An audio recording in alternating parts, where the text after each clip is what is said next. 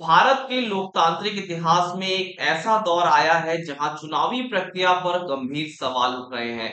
विपक्ष लगातार यह आरोप लगा रहा है कि चुनाव में धांधली हुई है और उनके वोट चुराए गए हैं। लेकिन अगर ये दावे सच साबित होते हैं तो क्या होगा? क्या इससे देश की जनता का अपनी सरकार और चुनावी प्रक्रिया पर से विश्वास उठ जाएगा? विपक्ष का आरोप है कि ईवीएम में गड़बड़ी की गई है, वोटर लिस्ट में धांधली हुई है और कई जगहों पर मृत मतदाताओं के नाम भी शामिल हैं।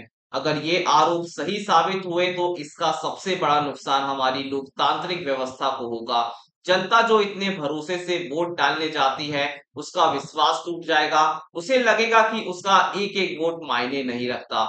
चुनाव सिर्फ सरकार चुनने का एक तरीका नहीं है, ये जनता का अपने नेताओं और व्यवस्था पर भरोसा जताने का एक माध्यम है। अगर यह भरोसा डगमगाता है तो देश में राजनीतिक अस्थिरता का खतरा बढ़ सकता है। प्रधानमंत्री नरेंद्र मोदी ने विकसित भारत और मेक इन इंडिया जैसे नारे दिए और जनता के बीच उनकी लोकप्रियता भी काफी ज्यादा है, लेकिन विपक्ष के इन आरोपों ने उनकी सरकार की विश्वसनीयता पर एक बड़ा सवाल खड़ा कर दिया है। अगर ये आरोप सच साबित हुए तो यह प्रधानमंत्री और उनकी सरकार के लिए एक बड़ा झटका होगा।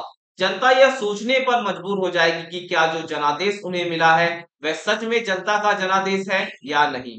सरकार की सबसे बड़ी ताकत जनता का विश्वास होता है। अगर यह विश्वास टूटता है तो कोई भी योजना या विकास का काम सफल नहीं हो सकता।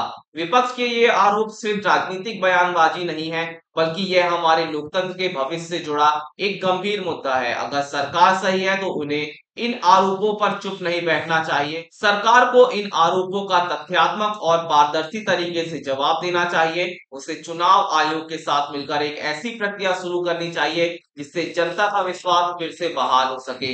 ये समय है जब सरकार को विपक्ष को जवाब देना चाहिए और ये साबित करना चाहिए कि भारतीय लोकतंत्र पूरी तरह से निष्पक्ष और मजबूत है।